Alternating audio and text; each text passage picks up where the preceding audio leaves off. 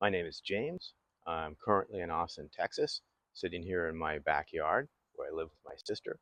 And the day after tomorrow, I will head to Kuala Lumpur, Malaysia for a month. And I've been planning, this is a trip I've been planning for almost a year.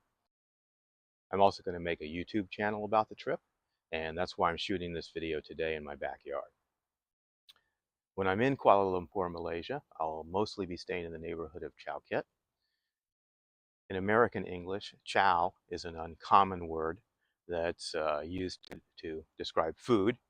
Uh, the etymology comes through our military, probably, and is ultimately some kind of Chinese derivation. Not really quite sure what, but that's why I'm calling the channel Chow Kit Chow. This is my first YouTube channel, and I made a practice video about the graffiti park here in Austin, Texas. And I've also shot some other footage just to practice, Um, and I can tell you that it's been a learning experience, and I can also tell you that audio is hard. So you might want to press the CC to get closed captions on this in places where I didn't quite get the audio right. The CC captions are available in Malay and also simplified Chinese. I plan for that to be a feature of all my videos. I asked some of my friends to just ask me questions about the trip. The questions helped me figure out what I needed to tell people about the channel and the trip. All the friends I asked said yes to doing little video questions, but reactions differed. This is James. We're making a YouTube video. I mean, this is primarily you know, let's go have some fun and adventure in Kuala Lumpur. Doing really paid for this?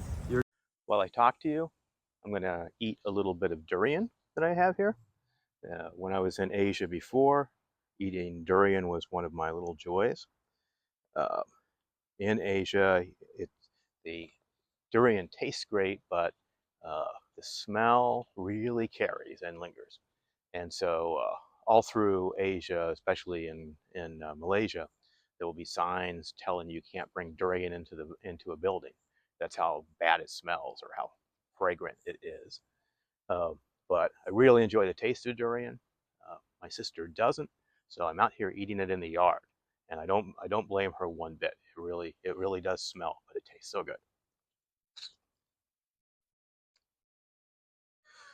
So my sister's cats are probably gonna join me for at some points during the video.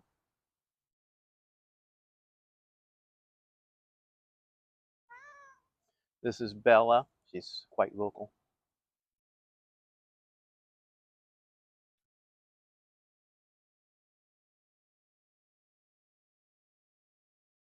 She doesn't like the smell of durian enough to try any, I don't think.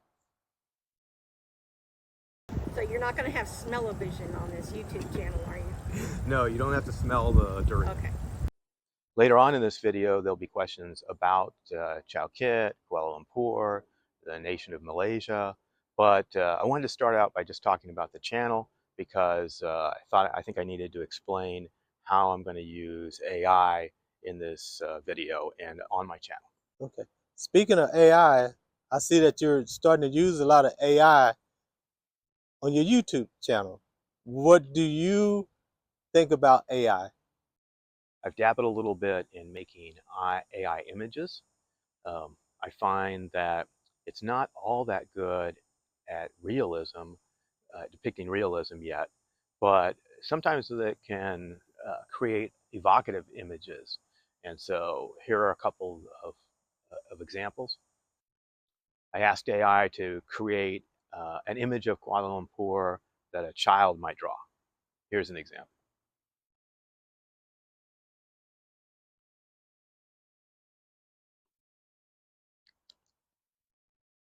I asked AI to create an image of a hawker stand, which is kind of a roadside eatery. And so this is what it drew. As you can tell, it's not really realistic, but it is kind of fun. Are you going to use the same avatar from your last videos, or is it a different one? So I've created an avatar, a personality named Alex Ibarra. initials are AI. I'm not trying to fool anybody into thinking he's a real human. Alex Ibarra is just going to be used when I've done some research and just want to convey facts. All the opinions in this channel I'll say myself, but facts that you could look up on the internet, Alex Ibarra will be doing much of that. So what do you think is going to make your YouTube channel distinct from other YouTube videos that you've seen? What makes this a little different from other channels is I'm going to focus on one neighborhood. I'll be taking some trips outside of the neighborhood, the rest of Kuala Lumpur, and some of the other. I'll be taking some trips to nearby neighborhoods in Kuala Lumpur, but the focus is going to be just on Chow Kit, and which is I think different for a YouTube channel. Um, in addition, there are some locals in Kuala Lumpur that I've watched a lot of their videos. One of my favorites is Elmo Lee, who does his videos. The narration is Chinese with English subtitles. He mostly does food in kind of historic Chinese restaurants, which is something I'm really interested in. I like his personality too, and it's been a lot of fun. CKology is another local who talks about the restaurant and bar scene, kind of hip places to go. One of the first YouTube channels in Kuala Lumpur that I came across was an expat named Andrew Taylor, who's from Florida, and he does videos on how to retire in Kuala Lumpur, and those have been cool to watch. I also like the Canadian Planet Doug. He does kind of long videos where he walks around Kuala Lumpur. Those channels have inspired me to take a shot at this. Also, there are a couple of expats in Bangkok, in Thailand, and I kind of look to them as sort of a model. My channel's never going to be as good as theirs, but the food channel OTR, which does Thai food and especially like historic uh, Thai cuisines or even cuisines that have come into Thailand from other places, uh, it's well researched, and I think he does. I think they do a great job. He has there's a team behind that, and then also there's Bangkok Pat, who does kind of historical videos on places in Bangkok. Does a lot of street photography and talks about the changes in Bangkok over the years. Like I say, my channel is not going to be as good as theirs, but I do kind of look to them as models, and I, those are the kinds of things I want to do on my channel. Instead of carrying around a selfie stick, which is fine, it works for some people, instead of doing that, I'm going to have a lot of set pieces where I take the camera out, set it for 30 seconds on a place, and just talk about that place. What satisfaction do you think you'll get from creating and sharing this channel? Are you making these videos because you want other people to see them, or are you making them because you just enjoy the kind of going out and seeing things?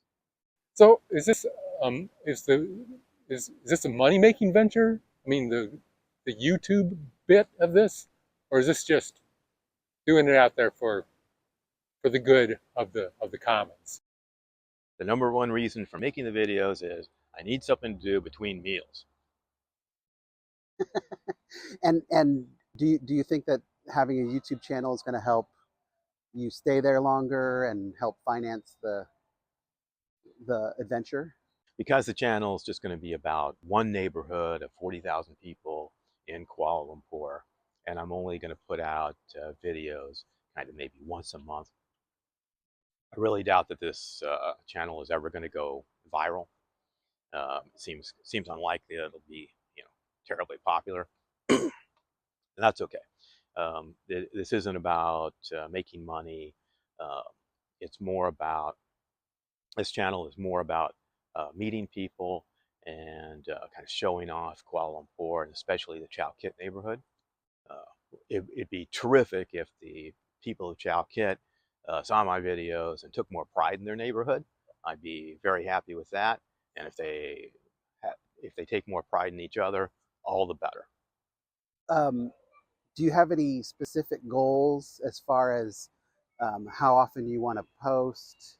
a video or make a video, or just like how are you going to do a daily thing? I mean, you were talking about the word of the day, but are you going to try to do like a restaurant a day or a tourist attraction a day, something like that? I'm going to go to Kuala Lumpur, mostly to stay in Chow Kit, make video clips, and then when I get back to the US, then I'll do the video editing to put them together. Uh, Episodes will probably have kind of a theme, and I've got like 20 ideas for different episodes, um, and then we'll just see what I have and what I want to talk about and what I really liked and what I want to show off about Kuala Lumpur and the Chow Kit neighborhood. Are we going to have to watch you eat a lot? No, never. I don't know why you would think that. And why Kuala Lumpur rather than, there's all kinds of places in Malaysia or other countries outside of Malaysia, correct? And what's the best way to get around in Malaysia? Bus, train, um, Uber. What's the best way? Why Kuala Lumpur and what's the best way to get around Kuala Lumpur? Well, the answer has to do with both things. One of the things that really drew me to Kuala Lumpur was that I noticed I think the first thing was a video I saw talking about Kuala Lumpur's rail transit. This has been something that they put in place fairly recently over the last 20 years. I mean, frankly, Malaysians, much like Americans, really like their cars. And I think it looks like the government of Malaysia, the people of Malaysia have realized that they can't just keep piling more cars into cities. Uh, and so they've actually spent a lot of money on a very high-tech rail transit network. And so that was a big draw. And frankly, it's, besides walking, it's one of the best ways to get around. Chow Kit. And what's special about Chow Kit? So why particularly the Chow Kit neighborhood? Is there something special about that neighborhood? Chow Kit is about 1 mile by 1 mile. And in this square mile, there are over 200 places to eat. So they have food there. And it was hard for me to explain why I became interested in the Chow Kit neighborhood until I actually was using an AI travel app called Layla. And I asked the travel app, if I want to go to Kuala Lumpur, what are some neighborhoods to stay in? And Layla mentioned three, none of them Chow Kit. They were like the big touristy areas. I said, okay, what are some other ones? I mentioned some other ones that are very nice neighborhoods. Good choices all. And then I said, well, what about Chow Kit? And Layla said, oh, Chow Kit, the gritty underdog of Kuala Lumpur neighborhoods. And that's, in a flash, I realized that's one of the reasons I'm kind of attracted to it. Chow Kit itself is very well connected via public transportation. It has a couple of what we might call metro lines, rail metro lines that go through it. There are also a lot of buses. It's very close to the city center, and so a lot of bus routes kind of start out in the city center, and the ones that go north almost all go through Chow Kit. So it's very well connected. It's very close to kind of the more touristy areas of the center city, the shopping district, the high-end shopping district, things like that. How did Kuala Lumpur kind of come to be? Was it a port city? The weather. How's the weather in Malaysia? So geography, government, history, weather, these are all kind of research questions. And so for these, I'm going to turn it over to Alex Ibarra in AI Village. James asked me to search up facts about Malaysia, Kuala Lumpur, and the Chow Kit neighborhood, so here's my report. Malaysia was a British colony until 1963, a year after James was born. While Malay is the national language, English is widely spoken, especially in urban areas. Malay is closely related to the Indonesian national language and has functioned as a language of trade for centuries. One other language note is every episode will have some Malay word, kind of a word of the day. And the Malay word for this episode is saya, which simply means I, me, my. That's the Malay word for when talking about yourself? Malaysia is a union of 13 states, most on a peninsula between Thailand and Singapore. The states of Sabah and Sarawak are on the island of Borneo, which Malaysia shares with Indonesia and Brunei. Do they have president, king or queen, or prime ministers? Almost every state has a sultan. These are hereditary positions and the sultans take turns serving 5-year terms as King of Malaysia. But the government is run by an elected parliament that chooses a prime minister. The nation has slightly more residents than the U.S. state of Texas, with about a quarter of Malaysians living in the KL metro area, which includes the capital. About 70% of Malaysians are ethnic Malays or other local indigenous groups. 23% are of Chinese descent and 7% from India. Historically, urban areas were Chinese, but with so much rural to urban migration, KL is now about equally ethnic Malay and ethnic Chinese. This ethnic diversity has resulted in an especially vibrant food culture, and Malaysians are proud of that. Almost 2/3 of Malaysians are Muslim, with Buddhism being the second largest religion. The Constitution of Malaysia states that it is a Muslim nation. The Chow Kit neighborhood of KL historically was mostly ethnic Chinese, but is increasingly mixed. There are about 40,000 residents, but the working population is much higher, and it's been a center for immigrants for decades. There are so many Indonesians in Chow Kit that it's often referred to as Little Jakarta, and the former president of Indonesia chose the neighborhood as a place to visit in 2023. Now there are also many merchants from Bangladesh working in Chow Kit. The currency of Malaysia is the ringgit, which is Malay for jagged. After Europeans arrived, the first coins were Spanish pieces of 8, which often had a crude, jagged appearance. Currently, 1 ringgit is worth about 21 cents in US terms. If you divide a price in ringgits by 5, you'll get an approximate equivalence in US dollars. Malaysia's economy depends on tourism, agriculture, and petrochemicals. Tin and rubber exports have been very important. It's now attracting a lot of high-tech investment. Kuala Lumpur began as a site for tin mines with many Chinese migrant workers. Besides being Malaysia's capital, the KL metro area is the financial hub of the country, as well as the headquarters of Petronas, a huge petrochemical company headquartered in the iconic Petronas Towers. Like, how long has Chow Kit existed? The neighborhood of Chow Kit dates back to the late 1800s and was named for Lok Chow Kit, a merchant known for his department store. The huge Chow Kit wet market was opened in 1955 and remains the neighborhood's major attraction. There are still many dry goods wholesalers in Chow Kit, including textiles and a range of products. The diverse neighborhood also includes Malaysia's World Trade Center and a trendy street of restaurants and shopping called Heritage Row. Kuala Lumpur is about 25 miles from the Indian Ocean and sits just above the equator. It's humid and prone to sudden downpours, although the winter months are rainier than the summers. The temperature is almost always between 75 and 90 degrees. And we're here in Texas, and when you said hot was 90 degrees, that's perfect because Texas get up to 105. You gonna stay in Chow Kit, or are you staying somewhere else? Have you kind of picked out a particular place that you want to live, or is it just the area? I'll be staying in a high-rise in Chow Kit. The high-rise is called The Colony. I picked it out early on because I wanted a balcony with a view. The Colony also has some incredible amenities, including an infinity pool on the roof. There's a large gym, there are meeting rooms, just about anything you could ask for. And if you stay in the Colony, get an Airbnb rental in the Colony, you'll have access to all those amenities. It's possible to rent a condo in the Colony, maybe a studio, for $1,000 a month very easily.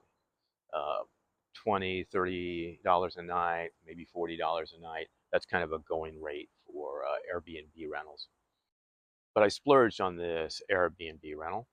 The reason was that there was one host who had several properties in the Colony who has just terrific ratings, almost 5 stars for many, many reviews on Airbnb.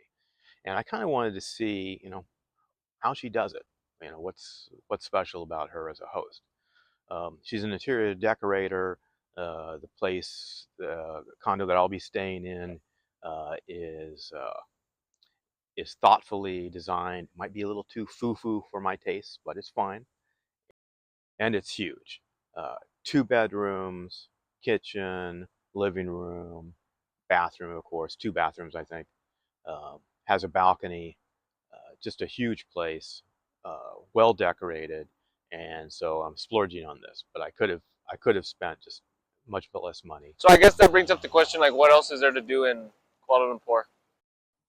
Besides that neighborhood and maybe some of the other things that we already know about Kuala Lumpur, like the Petronas Towers and things like that, are there other little offshoot places that you're planning to go? Other places to visit? Do you have plans for any of that? Kuala Lumpur has a lot to offer. There's some outdoor parks like a botanical gardens, a bird park, a butterfly park. It's a tropical locale where the weather is the same all year round, so it's easy to have those things. In addition, there are national museums in Kuala Lumpur on really a host of topics. Um, Kuala Lumpur also has a lot of things for kids to do. The water parks are amazing, and I'm not sure I'll be going to one, but they look like there'd be a blast for a family. And Kuala Lumpur has a lot of malls, which are a great respite from the heat and humidity. They're very popular, and there are a lot more in their malls than may see in an American mall. So there's really a lot to do in Kuala Lumpur, and including just walking around. Hey, I probably won't go out of Kuala Lumpur itself. There are some really cool places to go visit: Ipoh, Malacca, the Padang and Georgetown, and the Genting Highlands, which I really would like to visit. But I'm not sure if I'm going to get out of Kuala Lumpur that often. And the most important question is, what kind of road trip do I get out of this? Well, that's all the time I have for this episode. I better wrap it up before I have to commit to something that I don't want to have to do. Thanks to my friends and family for appearing in these videos and asking questions. I still have many clips of their questions that I'll use for future videos. When I get back, I'll probably be asking some more friends to sit down in front of a camera and ask me questions for future videos. I really want this channel to seem like a conversation between myself and my friends and family about the trip to Kuala Lumpur.